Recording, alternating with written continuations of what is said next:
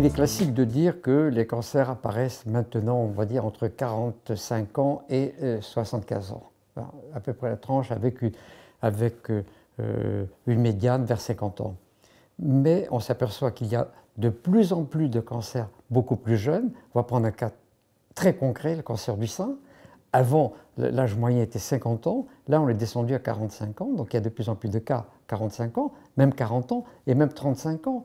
Des cancers du sein pendant la grossesse. Donc, il faut tout le temps être très attentif pour ne pas tomber dans le piège statistique en disant « elle a 40 ans, donc elle n'a pas de cancer », ce qui est totalement faux. L'idée n'est pas de s'inquiéter a priori au moindre symptôme anormal, mais de ne pas hésiter à questionner son médecin traitant si l'on a un doute. La chose la plus importante, c'est quand un symptôme traîne. Quand vous toussez depuis 2 mois, 2-3 mois, que vous n'avez pas la tuberculose, il faut rechercher une cause sérieuse. Quand vous avez des troubles digestifs, vous avez 35-40 ans, vous avez des troubles digestifs, et ça traîne et que vous avez un peu de sang dans les selles, des alternances de diarrhée, de constipation, il faut vérifier qu'il n'y a pas autre chose. D'autant plus qu'il existe des cancers, j'allais dire, génétiques, puisque dans le cancer du côlon, on sait qu'il y a des familles qui vont avoir une polypose, puis après un cancer du côlon.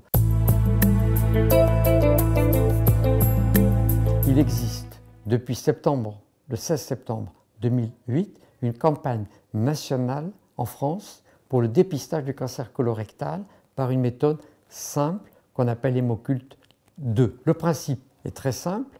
Pendant 3 jours, on regarde si dans les selles, chez une personne qui n'a aucun symptôme, aucun trouble, puisqu'on fait du dépistage de masse, s'il y a des traces microscopiques de sang que l'on fait par une technique simple, c'est-à-dire on prélève un peu de sel sur une lame, on ferme les lames, on les envoie au laboratoire. Tout ça est gratuit. S'il y a des traces de sang, on complète par un autre examen qu'on appelle coloscopie. Alors, la mammographie, c'est exactement là aussi, il y a une campagne nationale. On fait des mammographies à toutes les femmes entre 50, un peu plus tard, 50 et 74 ans. Cette mammographie est gratuite et elle permet de dépister des anomalies dans le sein. Plus tôt on dépiste le cancer, et mieux on a des résultats nettement meilleurs à long terme.